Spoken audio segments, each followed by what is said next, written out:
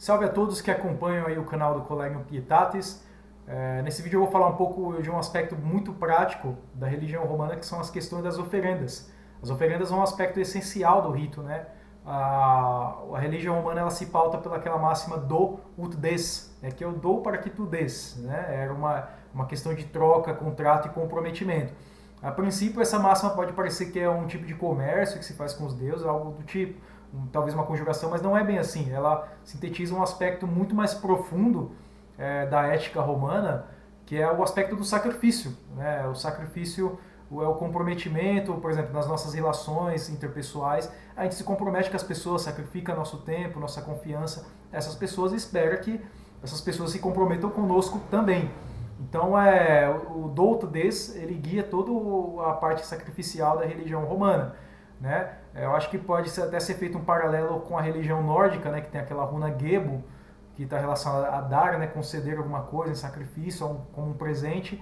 E eu acho essa runa, ela, então, tem uma relação muito próxima, né? Com a máxima douto des romana. Mas, em relação aos sacrifícios, existem diferentes tipos de sacrifícios, né? Por exemplo, sacrifício de libações, né? Líquidas, sacrifícios de incenso, sacrifícios sólidos, né, especialmente de comidas, e sacrifício animal, né, as imolações. Começando com as libações, no geral existem as libações alcoólicas e não alcoólicas. As libações alcoólicas são dedicadas para deidades masculinas.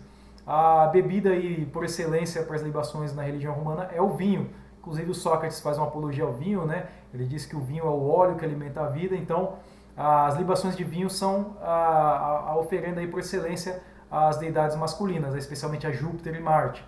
Outras bebidas alcoólicas podem ser também libadas aos deuses, né? Embora a gente não tenha muitos registros disso, porque em Roma a bebida mais tradicional era o vinho, mas, por exemplo, uma libação de cerveja pode ser feita também, ou de outras bebidas alcoólicas, né?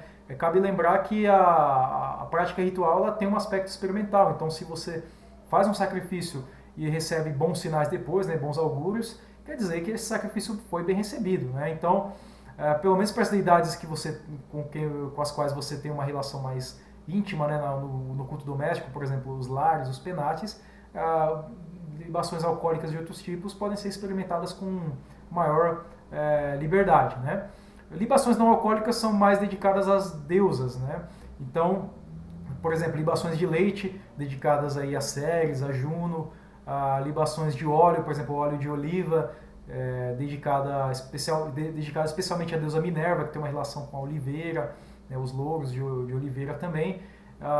Libações por exemplo, de mel. Mel, por exemplo, é uma libação que pode ser feita a Jano. Jano está relacionada às oferendas doces, né, para garantir doces inícios.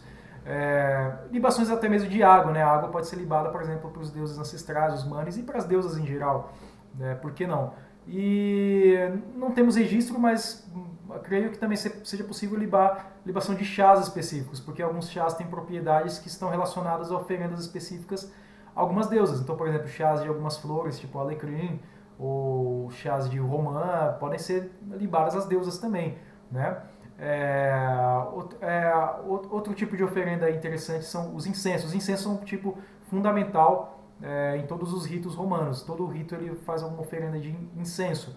O tipo de incenso, né, o cultor pode ficar livre para escolher de acordo com critérios de praticidade, né? Eu, por exemplo, uso defumadores, outras pessoas podem usar palitos ou incensos em resina, né, aquelas pedrinhas e tal.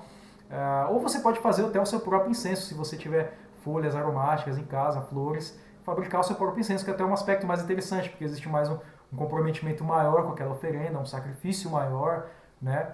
Então é uma coisa interessante a ser feita. No geral, incensos de ervas e de flores são dedicadas a deusas, né, às deusas femininas, e os incensos aí de resina aos deuses.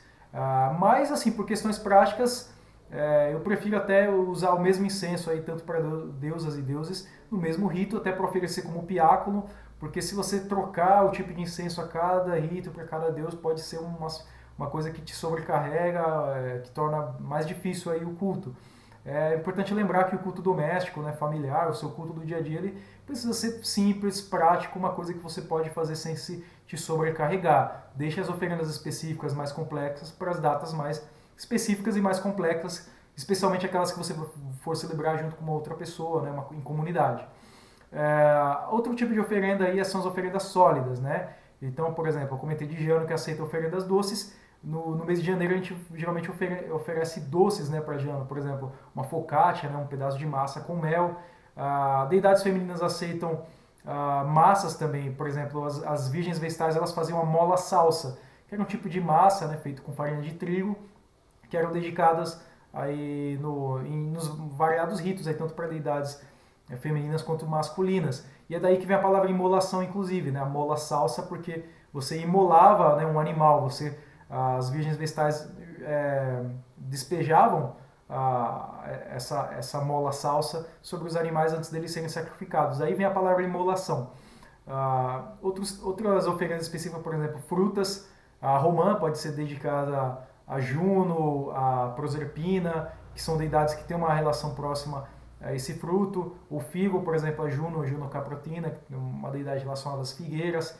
Outros tipos de frutas, por exemplo, maçãs, e por aí vai. Podemos até aproveitar a nossa riqueza natural aqui no Brasil, que temos frutas diversas que podem ser dedicadas, e assim, experimentar, né, se elas são bem aceitas como oferendas. Acho que cabe até uma analogia às religiões afro-brasileiras, por exemplo. Os deuses iorubás, quando eles eram cultuados em África, eles recebiam oferendas que eram de especiarias típicas daquela região. E quando esses deuses começam a ser cultuados aqui no Brasil, né, no candomblé, eles passam a receber oferendas de especiarias típicas aqui do Brasil. Então, por que não experimentar coisas daqui também na religião romana? Isso eu creio que seja facilmente adaptável, até por causa desse caráter mais experimental do rito também, né? Cabe experimentar, tentar e ver se ele é bem recebido, né? E por aí vai, né? Existem outras oferendas sólidas específicas, por exemplo, oferendas de flores para Vênus, né? Ou para Flora, pétalas de flores, são outro tipo de coisa que podem ser ofertadas, né? E, finalmente tem o sacrifício animal, que aí é um assunto mais complexo que talvez poderia ser dedicado a um outro vídeo, já fiz um outro vídeo a respeito, aí comentando o sacrifício animal, mas o sacrifício animal requer algumas coisas mais específicas. Por exemplo, a gente não pode fazer um sacrifício animal em casa no larário, não tem nem condições, não tem higiene, não é apropriado isso. E o sacrifício animal ele precisa ser feito sob condições muito específicas e estritas e por alguém capacitado, né? E num ambiente apropriado para isso também. Então, esse a gente deixa aí para um outro momento, um outro vídeo. Então, aí são alguns aspectos aí práticos aí de oferendas para os deuses, né? Espero que tenha ajudado vocês aí no culto. Cabe sempre pesquisar na literatura, olhar os mitos dos deuses, quais são as oferendas típicas relacionadas a eles. Por exemplo, se você lê sobre séries, você conclui, né, que oferendas em grãos podem ser oferendas apropriadas às séries, e por aí vai. Então é sempre bom consultar. Se você tem uma deidade com a qual você se sente mais próximo, tem uma devoção maior, leia a respeito dela, aprenda sobre ela para você fazer as oferendas mais apropriadas. Se você é um iniciante ainda, se preocupe mais com o culto doméstico familiar, que existe uma abertura e liberdade um pouco maior de oferendas, né? Ofereça o que você tiver, né, para dedicar ali. E é isso, ok? Espero que vocês tenham gostado e nos vemos na próxima. Até mais!